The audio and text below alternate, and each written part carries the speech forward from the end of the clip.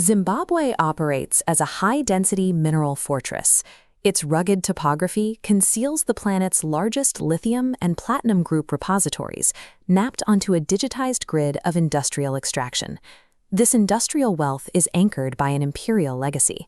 In the 11th century, the ancestral Shona civilization constructed the Great Zimbabwe Monument, building massive 10-meter walls with dry stone masonry, relying entirely on interlocking weight and precision, without a single gram of mortar. Today, that engineering spirit manifests in colossal open-pit operations.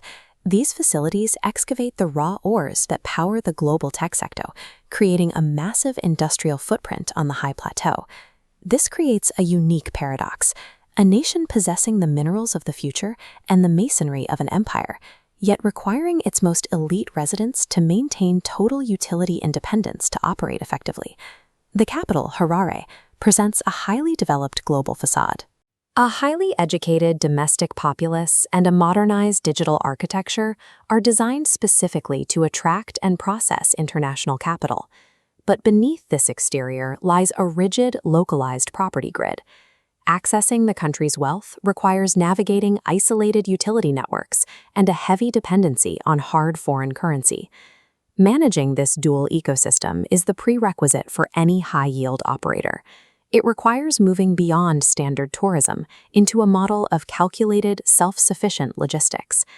The economic engine is powered by a dual monetary grid, where two distinct financial systems run simultaneously to support both local trade and global enterprise. The domestic currency, the Zimbabwean gold, or ZiG, is an asset backed by the state's physical gold reserves, intended to stabilize internal commerce.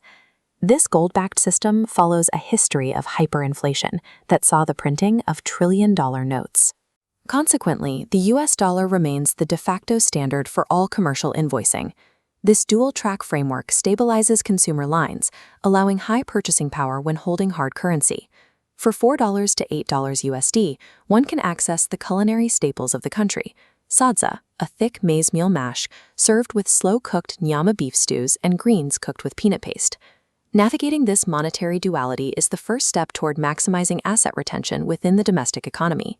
High-grade gold and commercial tobacco drive massive export loops, bringing billions into the trade cycle and necessitating a steady influx of global experts. This expert capital track is lucrative. Remote technical architects and mining geologists often command net monthly packages ranging from $4,000 to over $8,500 USD. The state facilitates this movement through the KAZA Univisa, a specific border code that grants a 30-day multiple entry corridor spanning both Zimbabwe and Zambia. For those holding major international passports, the streamlined visa on arrival and e-visa systems require a baseline fee of $30 to $50 and 6 months of passport validity. The digital border networks and corporate wage structures are engineered specifically to act as a magnet for specialized global talent. Residential life for these professionals is concentrated in the elite corporate sectors of Harare, such as Borrowdale and Highlands. Real estate costs reflect this exclusivity, with secured townhomes and modernized apartments scaling from $650 to over $1,250 USD per month. Maintaining a high-speed remote workflow requires independent solar setups and private borehole water utilities, bypassing the central city grid to ensure total operational continuity. These costs are balanced by exceptionally strong public order. Zimbabwe maintains high internal security indicators, and violent crime targeting the international community is statistically near-existent. Basic situational awareness remains necessary.